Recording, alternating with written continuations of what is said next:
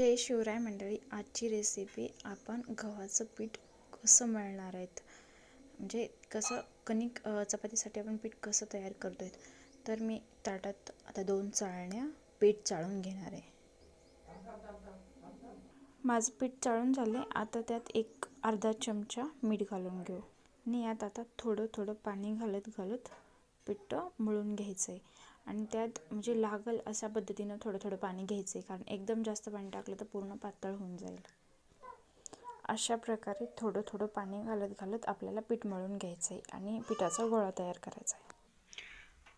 माझं पीठ छान प्रकारे मळून झाले आणि त्याला तेल लावलेलं आहे मी थोडंसं, आणि 5 ते 10 मिनटं ठेवणार आहे, म्हणजे व्यवस्थित मुरजल आणि व्यवस्थित छान मऊ चपात्या होतील. माझं पीठ चांगलं मऊ झालेलं आहे. आता मी चपाती लाटून घेते. चपाती बनवण्यासाठी मला एवढं पीठ लागणार आहे. मी एवढं पीठ घेतलेलं आहे आणि चपाती लाटणार आहे. माझी चपाती लाटून झाली. आपला तवा पण गरम झाला आहे. आपण चपाती टाकून घेऊ. चपाती भाजत आहे सध्या.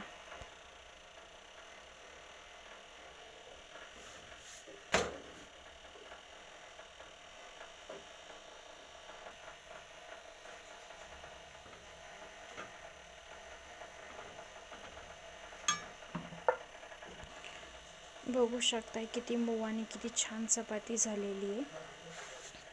आणि ही पूर्ण फुल टाईम छान मऊ आणि छान कडक नाही होत, मऊच राहते.